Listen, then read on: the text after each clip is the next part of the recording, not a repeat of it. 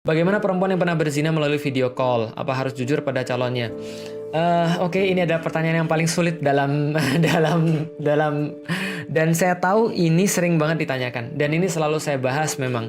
Walaupun saya nggak pernah membahas dalam ngaji jumlu, tapi ini penting banget dan kalau memang ini adalah waktunya untuk saya bahas ya berarti saya coba untuk bahas. Jadi gini teman-teman sekalian. Ada beberapa pendapat. Pendapat yang pertama mengatakan bahwa kita nggak perlu ngomong. Kita nggak perlu untuk menyampaikan kepada calon kita tentang aib-aib kita. Yang sudah berlalu, biarlah berlalu, nggak usah diungkit-ungkit lagi. Hanya saja teman-teman sekalian, perlu saya sampaikan, nikah itu kayak sebuah akad. Kalau nikah itu adalah sebuah akad, maka sama kayak kita beli barang. Itu permisalannya. Beli barang itu ya berarti kalau misalnya teman-teman sekalian beli barang, contoh misalnya nih, saya beli barang online. Penjelasannya begini, begini, begini, begini. Yang saya perlukan begini, begini, begini, dan begini. Ternyata ketika saya sudah terima barang, lantas barang itu tidak sesuai dengan apa yang saya minta. Maka terjadi cacat dalam akadnya. Karena yang terjadi adalah sesuatu yang saya dapat bukan yang saya inginkan. Bahkan bisa terjadi batal dalam akadnya karena ada orang yang sudah menyalahi akad. Jadi gini, yang boleh adalah saya pengen beli kamera, misalnya taruhlah, speknya begini, begini, begini, begini. Lalu kemudian harganya segini, saya bilang saya sepakat tolong kirimin ke saya. Tiba-tiba ketika saya dapat kameranya, ternyata speknya nggak sama, harganya tetap sama, berarti itu kan penipuan dong. Berarti ini akadnya batal. Saya boleh mengembalikan kemudian barangnya ini, lalu kemudian saya minta barang yang sama.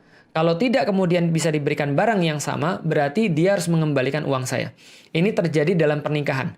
Ada orang-orang tertentu yang di zaman Rasulullah itu dinikahi kemudian langsung dikembalikan. Bahkan Rasulullah pun juga pernah menikahi seseorang perempuan, lalu setelah menikah langsung dikembalikan pada orang tuanya. Kenapa? Ya Allah misal, yang jelas ada hal-hal yang membuat Rasulullah mengembalikan dan itu syar'i. Nah ini yang kita katakan sebagai akad itu penting banget. Jadi ada yang pertama, yaitu adalah kita nggak usah ngungkit-ngungkit yang sudah berlalu biarlah berlalu. Tapi ada pendapat yang kedua yang harus ngomong. Saya termasuk yang mana? Saya ngasih Anda sebuah apa namanya? Ya, sebuah inilah semacam kayak peta. Jadi gini petanya. Do and don't-nya begini. Kalau seorang laki-laki menurut dia bahwa keperawanan itu sangat penting, atau misalnya menurut dia bahwa virginitas itu sangat penting, berarti dia harus tanya pada perempuan itu dan perempuan itu wajib menjawabnya. Karena itu menurut dia sangat penting. Bagi saya secara pribadi itu sangat penting. Maka saya tanya pada Ummu Alilah. Mohon maaf, saya tahu kamu terjaga banget. Tapi mohon maaf, ini untuk menenangkan saya, untuk membuat saya yakin. Mohon maaf, apakah kamu pernah berhubungan dengan orang yang lain?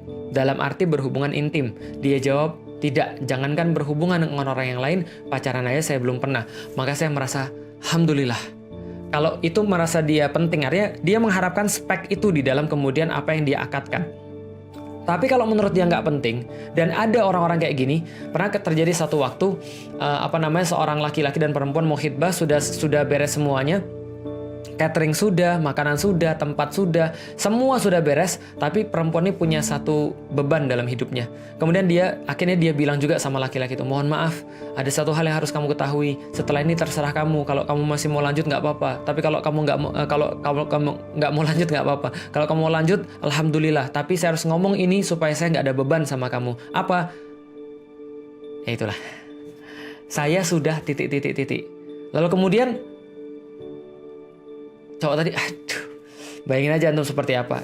Akhirnya cowok tadi beristikharah, minta petunjuk pada Allah, lalu kemudian menyampaikan doa pada Allah. Hasilnya apa? Hasilnya dia bilang, ya sudah dik, yang sudah menjadi yang lalu, ya sudah berlalu. Umar bin Khattab dulu pengen membunuh Nabi, tapi sekarang dia mesra terbaring di sebelah Nabi SAW. Maka aku menerima kamu dengan seluruh kekurangan kamu, tapi mohon jangan diulangi.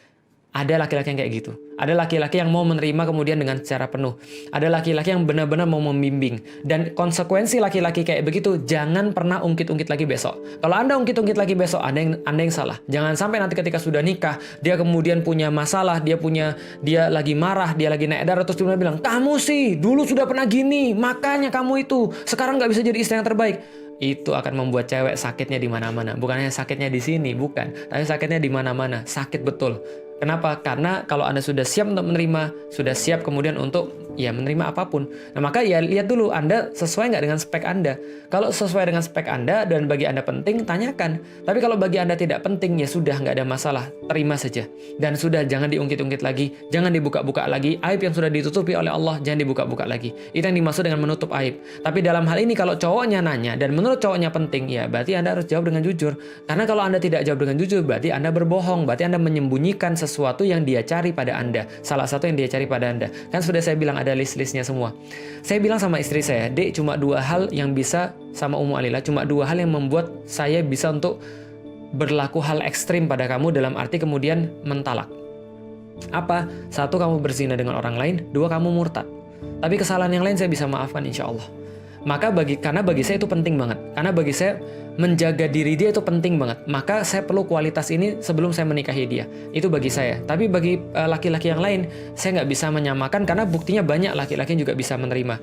Karena kenapa? Bisa jadi laki-lakinya juga nggak 100% bersih.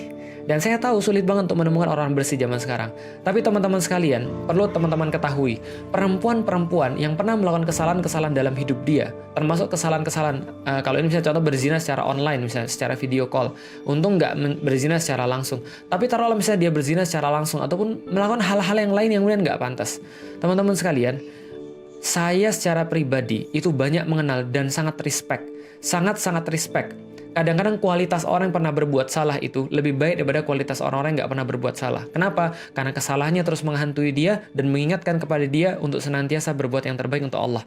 Maka ketika dia dikasih second chance, dia akan menggunakan second chance-nya itu lebih baik daripada orang-orang yang biasa. Jadi jangan juga kita memandang orang-orang yang pernah berlaku hal-hal yang salah sebagai kemudian sebuah keburukan bagi dia. Jangan pernah memandang seperti itu. Kenapa? Ingat baik-baik, kalau Anda mulai merendahkan orang karena kemaksiatan dia di masa yang lalu, maka Anda akan diuji dengan kemaksiatan yang sama. Jadi Allah pengen ngelihat Anda kalau dikasih sesuatu hal yang sama, dikasih suatu kejadian yang sama, Anda bisa nggak sehebat yang Anda omongkan?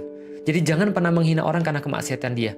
Nggak suka sama kemaksiatan dia, boleh, tapi jangan dihina. Nggak cocok sama kemaksiatan dia, nggak apa-apa. Tapi tolong jangan dihina orang yang bermaksiat. Orang yang bermaksiat jangan dihina. Anda nggak suka sama maksiatnya boleh, tapi jangan orangnya. Karena orangnya bisa berubah dan bisa jadi berubah lebih baik daripada Anda. Sudah saya sampaikan, yang paling benci sama Nabi dulu, yang mau bunuh Nabi dulu, terbaring mesra di sebelah Nabi SAW. Sementara ada orang-orang yang kemudian seperti kita, yang mencintai Nabi aja nggak jelas.